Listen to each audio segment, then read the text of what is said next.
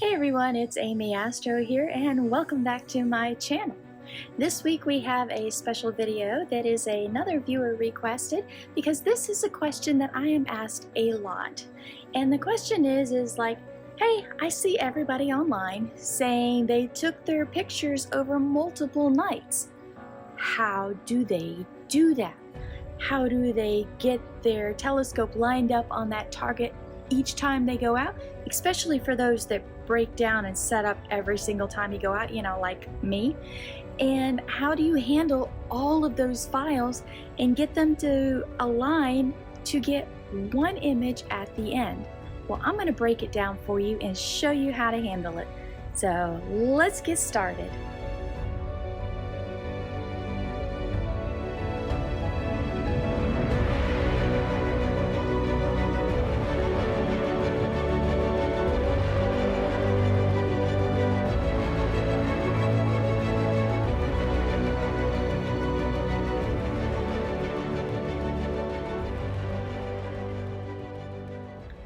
So let's talk about how we want to think about creating an image. I can be honest with you guys here and say I didn't think about it at all in the beginning, and I made so much work for myself. And I would like life to be just a little bit easier for you guys than it was for me. But let me explain to you what happened to me. And this is particular when I jumped over to a monochrome camera. You've got your LRGB, and then you've got your narrowband filters if you decide to use those also. And that's a lot of data to try to manage and to get to line up. Now, at first, I would go out thinking I can get everything in a single night. I know I can. So I take my LRGB all on the same night, and the next day I go and I review all my data and realize I don't have 30 images per filter like I would like. I have a lot of clouds, planes, neighbors' lights come on and wash out an image on me. That happens a lot. And I lost half of my data. I might have salvaged 10 red, 5 blue, I might actually get 20 green, who knows? But none of that lines up for me to process and make a good, healthy, strong image. So what I decide is like, well, I need to go back out again and go collect more data. Well, that's not a huge deal, except for I've already broken all my gear down, and I've got clouds for the next week. And okay, so how am I going to do that? Well, when the sky gets clear again, set up your equipment, take the image from the last photo session, let's say a red image or even your luminance image, because that's usually a pretty good one to work with. Plate solve, okay? Plate solve on that image that you took from the previous session. Now, plate solving is amazing. Plate solving is where your imaging software will take an image, okay, and it will take that image and analyze it with a sky chart. And from there, it will determine how far off your mount is from that image. And it will talk to your mount and say, move a little bit to the left and a little bit to the right, and then it'll take another image. And it will say, all right, we're close, but we're still off. So it'll send another signal to the mount, and it'll say, all right, smidge up, smidge down, a little to the left, and it'll take another image. And it will go through that process until it's pretty close within the tolerance that you defined up front of how accurate you want your images to line up. And it will keep moving until it gets that image for you. It's really quite genius. It is just the greatest thing ever, is being able to plate solve on an image you took the previous session. Now, if you're using a program like Sequence Generator Pro, you can set up a sequence using the Frame and Mosaic tool and plan out your image, save it in your sequence, and then the next time you go out, start that sequence again. It will plate solve for you get you on target exactly the way the last image was. Genius, really genius.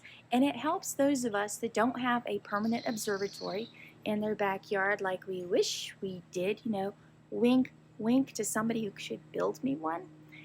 But it allows you the freedom to come back, in 2 weeks, in 3 weeks, and a month, and still be able to take that same target, given it's still up there in the sky somewhere, So, really great. But I used to take images, and realized that I didn't have so much data. So now I took my LRGB again. And then I go out again and I take my LRGB again. And now I've got 3-4 nights on all of those filters, and they've all got different calibration data. Why? Well, that's because I take flat panels every single time I go out. Now, I can't stress the importance of taking flat frames. Flat frames are like the miracle cure of ugly photos. It gets rid of dust bunnies. It gets rid of vignetting. It just makes the better photo for you. So please take your flat frames, okay? I just can't stress that enough on how much it will up your game on your images. But since I'm out over multiple nights, multiple sky conditions, my focus point varies each time I go out. And I never know, because there could be a month between my images, did a dust bunny attack my telescope? Oh, it's highly likely. I live with cats. So yes, no matter how hard you try to keep your gear clear, it's going to happen. So just get in the habit of taking flat frames every single time you go out. You will not regret that practice. But it will make more work for you if you're taking the same image over multiple nights. Because now on night 1, you need to calibrate all your data and process it through until the approval step. And then you take the second night on the same filter and take all your data and run it through the approval step. And then you take the third night and so forth. So now you've calibrated every single night. That takes a lot of time. It really, really does. So now you've got all of these images that have gone through your calibration, your cosmetic correction, your debayering if you needed to debayer if you're using one-shot color, and everything all the way down to the approval step. But now I've got all of these images, and one's nice, and this one's just a little cocked off, not bad. The other one's just a little bit more, and then just subtleties between the few nights. And I need to glue them all together into a single image. Well, that's where star alignment registration process is amazing, because it doesn't care. You could have an image this way one night and this way another night, because you decided a year later you wanted to reprocess another image, but hey, you've got more data. But this time you took it this way and last time you took it that way. It doesn't care. It will align it. And then you just cut out, with cropping, the good stuff in the middle, okay? So enough of me babbling. Let's get over to the computer where I show you how you can go about doing the plate solving on an image that you've taken before, and how you can manage all of that data without choking too bad. All right, so let's hop over to the computer. All right, everybody, I'm over here on the Raven Scope PC, and I have remoted into it using a Microsoft Surface laptop. And what I want to do is I want to plate solve on an image that I took last week or last year. It's the image that I want to take a picture of tonight outside. So what I need to do is I need to go find that image, and we're going to say File, and we're going to open an image, and this can be any image, any filter, whichever one that you want to replicate. So I'm going to grab this one, and there it is, open. This is M101. So if you right mouse click on the image, scroll down to plate solve, give the image a hint, M101, oops, M101, and say solve. Now it's going to plate solve on this image. It will come up with the RA deck and the angle that this particular image was taken at. So it will be able to tell your mount where to salute to.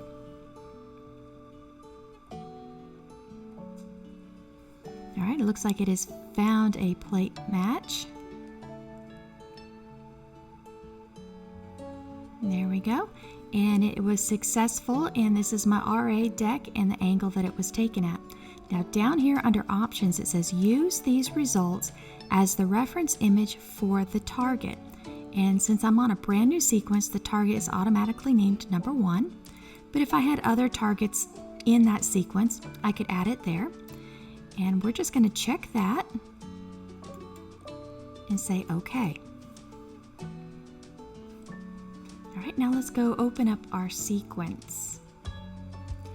Now here's target 1, and if I look at the RA in the deck, it is now the RA in deck and the angle that we just plate solved in from the previous image. So it is ready to go to take images for M101. So I'm going to go ahead and rename it M101, and we'll say that's -2 for night 2, but name it however you like, and say OK. Now my image is ready to go to start taking images. I just set up my plan, my lights, my filters, my exposures, and how many that I want, and then I just say run sequence, and it's all ready to go. Now it does not matter how old that image was that you want to replicate. The image can be from 2 years ago. It really doesn't matter. As long as that image is a nice sharp image, it will plate solve for you. I mean, it's just really quite genius. Alright, we're over here on the computer that I use for my image processing, and I just wanted to show you one of these folders that has a multi-night situation. Now I've got one here on the Flaming Star Nebula that I took last year, a long time ago. And what I have are 1, 2, 3 nights that I went out and took this image. I took them on the January 5th, the 24th, and the 25th. And now I had to break down and set up my telescope each one of these nights, and I wanted to take pictures of the same target. Now what I've got here on my first night, I took blue, green, HA luminance, oxygen, red, and sulfur 2. It was a very ambitious night of images. But let's take a look here. How many raw images here? It looks like I've got about 10. I've got about 10 there. How many did I get here? It looks like I was aiming for about 10, but here we've got 14 images of each of this target. Now let's go back to this first folder here. What I've got here are my raw images, that's straight from the camera. First step is I calibrate these images, okay? Now I do have over here calibration master files, and I had to take calibration flats for each filter that I've got images for: blue, green, HA, lume, oxygen, red, and sulfur. Okay, so after I took the flats, I had to calibrate the flats and create its own little master. So here are all my master flats. And my master dark is something that I took quite some time ago, see, September 15th of 2018. And I've got another master flat here. Let's see, this was 240 seconds. That one's at 120 seconds, so it looks like I even mixed up exposure times on this image. And I've got the bias here, but I no longer use the bias anymore, so ignore that, it's not necessary. But with all those flats meant each one of these folders had to be calibrated with its, with its flat and darks.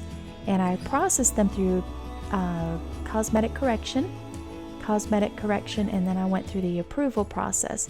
And that's where I stopped each night. Now notice how many is approved. 1, 2, 3, 4, 5, 6. And I started with 10. So basically I lost 4 of those images for one reason or another. Come through here, the green, I've got about 10, but when I hit the approval process, I got 1, 2, 3, 4, 5, 6, 7, 8. Only 8 made it through, okay?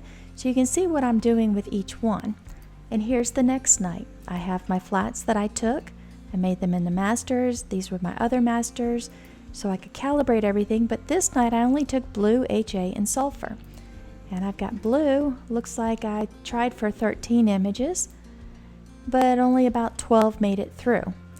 So this goes on, and then the following night I took some more. I've got my flats that I took for each filter, and I took green, HA, and red again. But now that I've got all of these files, they have been run through the calibration process, the cosmetic correction, and approved. I bring them over here to this other directory, and I lump them together, and I just call them my multi-night project. So what I've got here is my lights. I copy all of these other folders, all from the approval folder. All the blues are sitting here in this approved folder. I've got all the greens are sitting here in a green folder, and so forth, okay? And then I process those and register them to each other to come up with a master blue image, okay? So that's how I accommodate, handle all these. Once you've got them all registered, you just continue on with your regular processing that you would do, okay? Now here's where I've got this is just me combining things. I've now got an RGB image, I went through automatic background, and then I've got my final images are stored over here. And let's just take a look at one of these images, and let's just see what it looks like when I was all said and done. But it really does help to get as much data as you possibly can on an image. More is better. There is a point of negative return, and you just kind of have to know where that is with your setup. I like no less than 30 images per filter. If I could get 40 to 50, then I go 40 to 50. But that is time consuming. Now my lesson learned here for you guys is you saw that I was taking all the filters every single night, which meant each filter had to be calibrated with a different flat, and that was very time consuming. So in the future, what I have been doing is if I know I'm going to do a multi-night image and I'm going to use the monochrome camera, I try to take all of my reds one night, all of my blues another night, and so forth. Now, some nights I might take two filters. I might take red and blue one night and then green and luminance another night. And that really helps with processing time and speeding things up. It's so much easier than having a red filter for 4 nights, having 4 separate calibration runs. But that's what I've got for you guys this week. I hope this was helpful in explaining how to approach a multi-night project. I'm sure there's a lot of other methods out there. I'm very curious to know what you all do.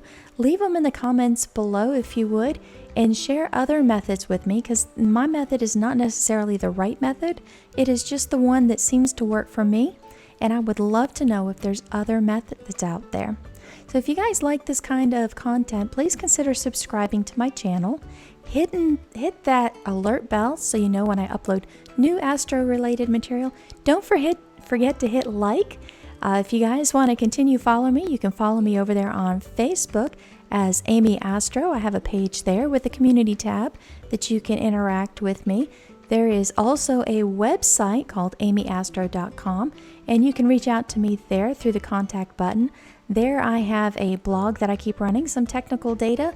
I have images of my telescopes along with links on where you can get these items, but basically they're there for your research and such.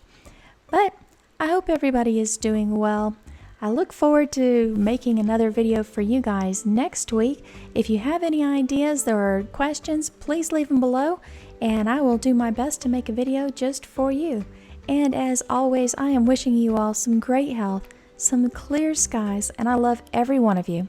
Until next time, y'all, I'll see you again. Goodbye.